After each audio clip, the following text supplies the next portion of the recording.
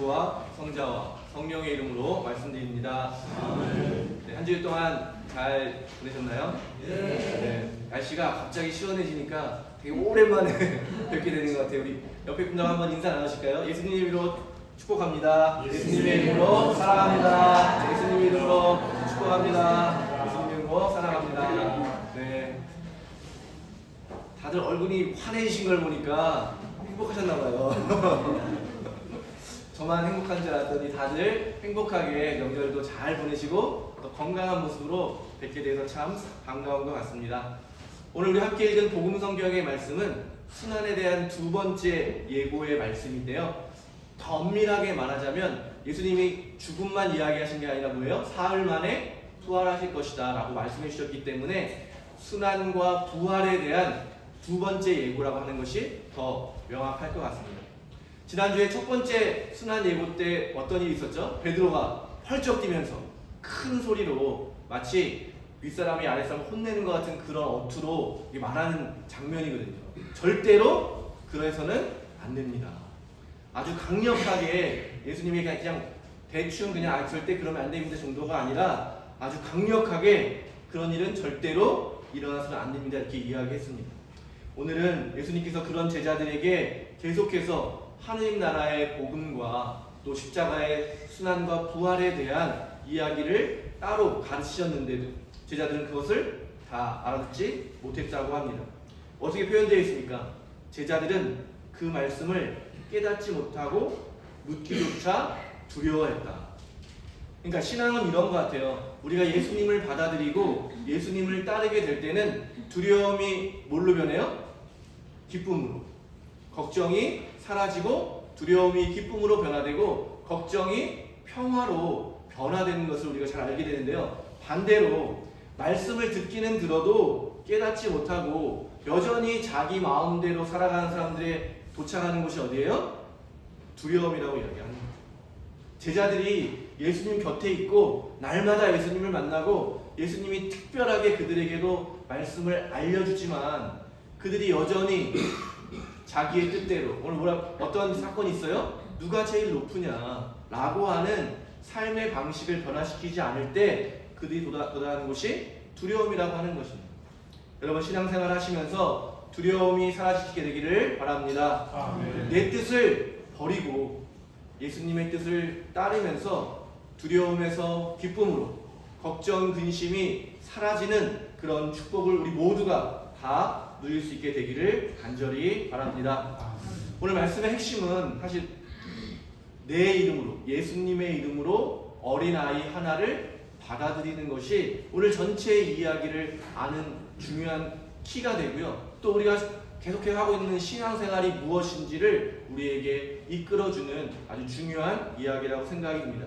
그래서 이 두 가지 예수님의 이름으로라고 하는 것이 무엇이고 어린아이 하나를 받아들인다고 하는 것이 무엇인지를 이 시간 여러분과 함께 나누어 보기를 원합니다.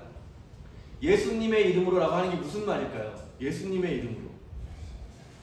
영화 보시면 왜 그런 장면 있잖아요. 사형을 하려고 할 때 저 멀리서 말을 타고 등장해서 뭐라고 말하죠? 네, 어명이요 이렇게 얘기하잖아요. 어명이요 왕의 이야기다 하면 사람들이 대충 서 있다가도 어떻게 해요? 다 엎드리거나 다 겸손하잖아요. 그러니까 왕이 실제 그 자리에 없더라도 왕의 이름으로 선포되는 왕의 이야기는 그만큼 그 힘을 가지고 있다는 거. 마찬가지죠. 예수님의 이름으로라고 하는 거에도 예수님이 마치 그 자리에 있는 것 같이 똑같은 것이라는 거예요. 그래서 우리가 예수님을 믿는 때 어떤 일을 해요? 세례를 받고 그 전에 삶은 다 버리고 죽고 새로운 존재로 탄생하는 세례식을 하게 되는데 바울로는 이걸 뭐라고 표현했어요? 예수 그리스도를 옷 입듯이 입었습니다. 여러분 제가 안에 뭐 입었는지 안 보이시죠? 이 옷을 입었다는 게 이게 제 겉에 있는 옷이 드러난 것처럼 우리 모두는 우리를 볼 때 누가 보여야 돼요? 예수님이 보여야 됩니다. 예수님을 옷 입은 사람들이니까 우리는 예수님을 드러내는 사람들이라고 하는, 그러니까 예수님의 이름으로 라고 하는 것은 입으로 예수님이라는 것을 자주 부르고 사용한다고 해서 되는 것이 아니라 그 사람의 삶에서, 그 사람의 말에서, 그 사람의 행동에서 예수님이 보여야 예수님의 이름으로 라는 의미가 되는 것입니다. 오늘 예수님의 제자들을 아무리 가르쳐줘도 제자들이 순환과 부활에 대한 것을 깨닫지도 못하고 알지도 못했어요. 잘 아시는 것처럼 성경을 더 읽어보시면 진짜로 그 말씀대로 예수님이 십자가에 달려 돌아가시고 난 다음에도 제자들 어떻게 했죠? 두려움에 떨면서 문을 닫고 집에 모여있는 장면을 여러분 기억하실 거예요. 여전히 그 사건을 경험하고도 깨닫지 못하고 여전히 두려움 속에 빠져있는 제자들을 향해서 부활하신 예수님이 나타나시죠. 그리고 뭐라고 말씀하세요? 너희에게 평화가 있기를. 두려워하지 말아라. 평화가 있기를. 평화를 주시고 계속 이야기를 하시면 뭐라고 말씀하세요? 숨을 내쉬시며 성령을 받아라. 그렇게 부활을 경험한 제자들이 마침내 아무리 말로 설명해도 알아듣지 못한 제자들이 그 의미를 깨닫게 된 거죠. 이게 놀라운 신앙의 신비인데요. 우리가 드리는 예배에도 막 그런 일들이라는 거예요. 제가 말하고, 물론 주로 제가 말하고 언어로 표현되지만 말 안에 담겨있는 깊은 뜻을 우리가 받아들이고 깨닫게 되는 거예요. 그래서 우리가 날마다 고백하는 게 뭐예요? 성령의 도우심으로, 성령 하나님이 도우시는 하나님으로 우리 안에서 우리가 알지 못하는 때에도 깊이 탄식하며 우리를 위해서 기도해 주시는 분이시다. 그러니까 오늘 우리가 다시 한번 이 예배를 통해서 기억해야 되는 것은 내가 어떤 사람이냐, 하느님의 자녀, 예수님의 이름으로 새로운 생명으로 탄생된 사람, 예수님이 이 땅에 가져오신 진정한 평화와 생명을 가지고 살아가는 사람, 그런 우리가 함께 모여서 이루는 이 교회 공동체가 뭐예요? 바로 하느님의 뜻이 이루어지는 하느님의 나라라고 말하는 것입니다. 그러니까 우리가 예수님의 이름이라는 것은 곧 뭐예요? 예수님이 지난주에 말씀하신 것처럼 누구든지 나를 따르려는 사람은 자기를 부인하고 자기를 버리고 십자가를 지고 나를 따라야 한다. 바로 이것이 예수님의 내 뜻을 버리고 예수님의 뜻을 따르는 사람의 모습이고, 예수님도 뭐라고 말씀하세요? 사람들이 놀라잖아요. 어떻게 그렇게 위대하고 정말 상상하지 못한 일들을 하십니까? 이야기할 때 예수님이 설명해 주시잖아요. 나는 단 한마디 말고 단 하나의 작은 행동도 내 뜻대로 하지 않고 하느님 아버지의 뜻대로 한다. 그리고 세례를 받고도 뭐라고 표현되어 있어요? 성령의 인도를 받아서 광야로 가자. 여러분, 광야로 내 뜻대로 갈 수 있는 사람이 없다는 거예요. 광야가 누구의 인도예요? 성령의 인도하심이기 때문에 그 광야로 나아가게 됩니다. 그러니까 예수님의 이름이라고 하는 말 안에 담겨 있는 것은 이런 의미인 것 같아요. 예수님의 뜻을 따라가는 것. 예수님이 가신 십자가와 생명의 길을 따라간다는 것. 예수님께서 누리셨던 하느님 아버지와의 친밀함 가운데 누렸던 하나됨의 기쁨, 그것을 누리는 사람. 이 모든 것들을 다 포함해서 말할 수 있는 성령의 사람으로 살아가는 것. 그것이 예수의 이름이라고 하는 것 안에 담겨있는 깊은 의미들이라고 생각됩니다. 사랑하는 교회 여러분, 예수님의 이름으로 살아가시는 여러분이 되시기를 바랍니다. 아멘. 예수의 이름으로 약속되어 있는 구원과 축복을 받으시고 누리시는 여러분이 되시기를 바랍니다. 아멘. 예수라는 말 자체, 그 이름 안에 있는 의미가 뭐예요? 하느님은 구원하십니다. 하나님은 여러분 한 분 한 분을 그냥 두시지 않으시고 구원하시는 분입니다. 여러분 한 분 한 분을 버려두지 않으시고 인도해 주시고 보호해 주시고 지켜주시는 분이라는 것을 믿으시기 바랍니다. 바로 그것을 알고 믿고 살아가는 사람이 바로 그리스도인, 그런 믿음을 가지고 살아가는 신앙인 것입니다. 그러면 그렇게 예수님처럼 그런 마음으로 어린아이 한 명을 맞아들인다는 것은 무엇일까? 일주일 동안 깊이 묵상을 했는데 어린아이가 누구일까? 어린아이를 받아들인다는 것을 왜 예수님께서 사용하셨을까? 깊이 묵상해 보았는데요. 여러분 어린아이를 볼 때 어떻게 보세요? 완전한 존재로, 보통 세상은 어린아이를 그 완전한 존재로 보지 않거든요. 그래서 제 아이들이 매일 하는 말이 뭐냐면 공부해라. 배워라. 배워야 된다.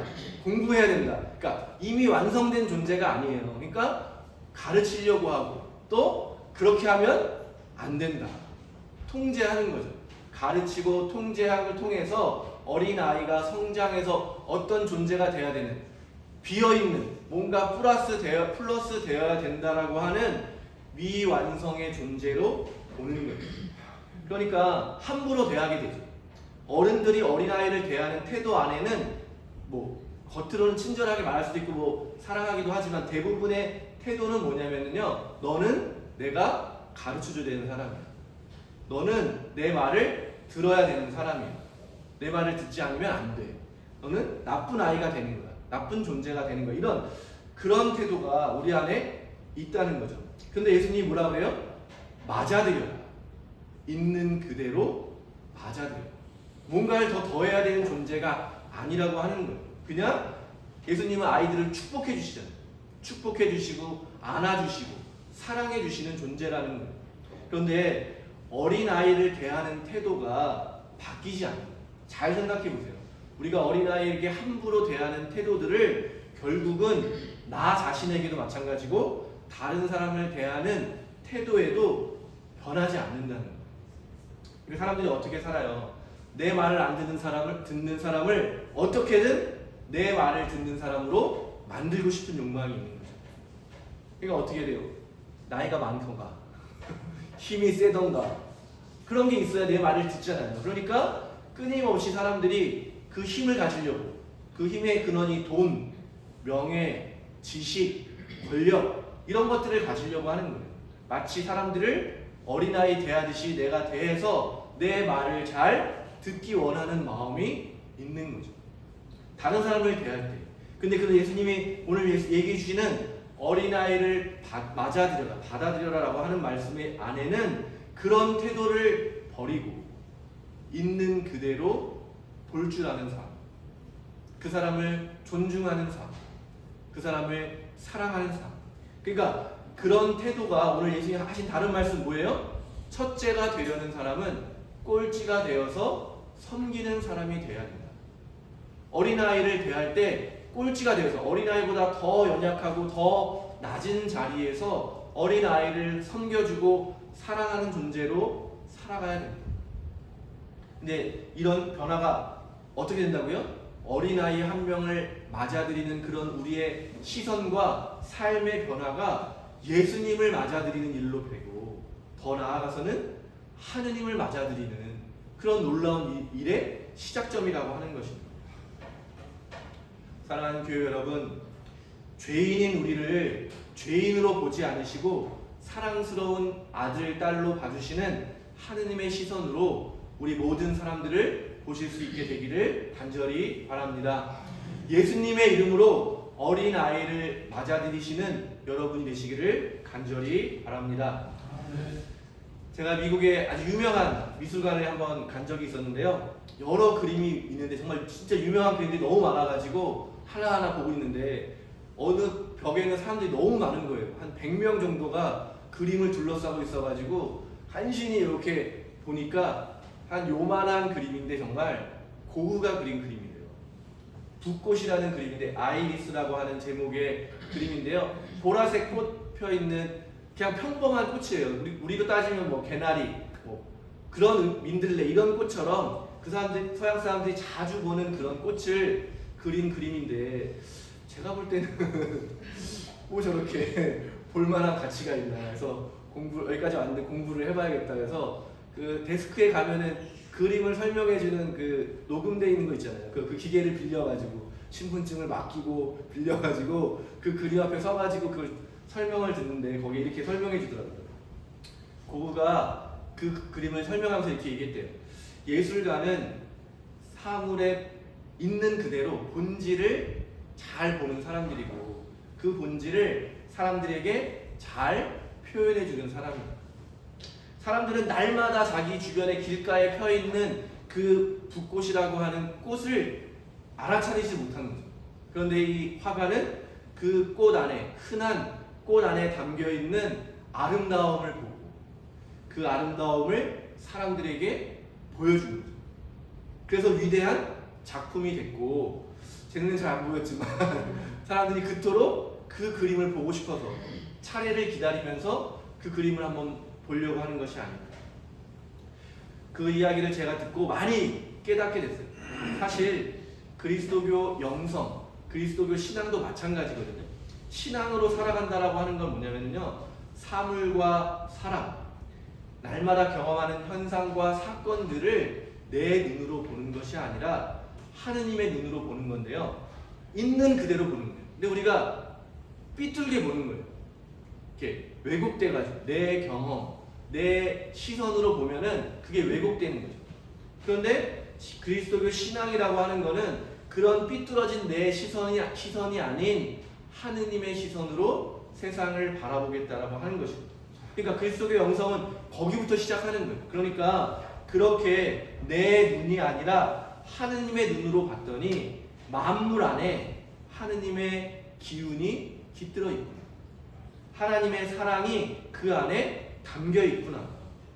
그러니까 그렇게 보니까 계속 그런 삶의 태도는 어떻게 되냐면요, 내 뜻에 맞추려고 하는 게 불가능하거든요. 아무리 힘이 센 사람도 단 한 명의 사람의 마음을 바꿀 수가 없어요. 바꿔지는 것 같지만, 그런 척을 하지만 아무리 많은 돈으로도 사람의 마음을 살 수가 없어요. 그래서 내 뜻에 맞추려고 하는, 세상을 내 뜻에 맞추려고 하는 불가능한 시도를 멈추고 포기하고 하느님의 시선으로 온전히 자유로워져서, 내 의도가 없는 거예요. 어떤 의도가 없이 자유로움 속에서 하나님이 주신 모든 것을 누리며 살아가는 삶. 그게 바로 그리스도교 영성의 핵심이거든요. 제가 뭐 다른 말로도 표현할 수 있지만 제가 그냥 요약해 본다면 그런 의미인 거예요. 그러니까 오늘 그것이 예수님의 이름으로 어린아이를 맞아들이는 것도 같은 의미인 거죠. 내 마음대로 재단하고 평가하고 판단하고 내 마음에 안 들면 슬프고 화가 나고 이런 것이 아니라, 심지어 고통과 고난마저도 그 안에 담겨있는 하느님의 뜻을 발견하게 될 때 맞아들일 수 있는 거예요. 내 삶에 수용할 수 있게 되는 거예요. 우리는 그러니까 그리스도인은 그렇다는 거예요. 내가 나에게 주시는, 하나님이 주시는 모든 것을 감사와 기쁨으로 맞아들이는 거예요. 그게 바로 십자가의 길이죠. 예수님이 좋은 것만 가신 게 아니라 그 아프고 정말 사람들에게 버림받고 조롱당하고 죽임을 당하는 그것조차 하느님의 뜻이라면 맞아들이겠다라고 하는 태도가 바로 십자가 순환에 담겨있는 의미인 것입니다. 그렇다면 오늘 지금 나의 삶에 하나님이 허락하신 수많은 것들을 내 뜻에 맞추어서 버리고 내던지고 부정하는 것이 아니라 나에게 주신 그 모든 것이라고 생각하면서 맞아들이게 되는 것이 신앙의 시작이라고 하는 것입니다. 그래서 예수님이 계속해서 제자들을 자기의 길로 초대하는데 제자들은 거절하는 거죠. 왜냐하면 뻔히 고통이 있으니까, 뻔히 괴로움이 있으니까, 뻔히 사람들의 무시당함과 사람들의 욕설과 조롱을 듣기 싫은 여전히 살아있는 내가 있기 때문에 제자들은 알아차리지도 못하고 두려움에 빠져버린 거죠.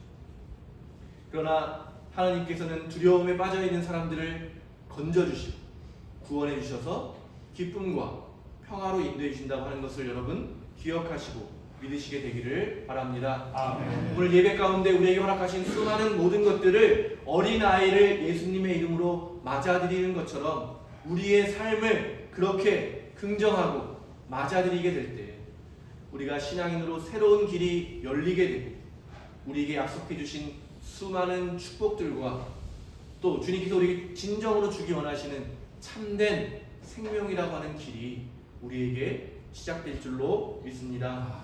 사랑하는 교회 여러분, 예수님의 이름으로 어린아이를 맞아들이는 지혜롭고 축복된 삶을 모두가 다 누리시게 되기를 예수님의 이름으로 축원드립니다. 아멘. 성부와 성자와 성령의 이름으로 말씀드렸습니다. 아멘.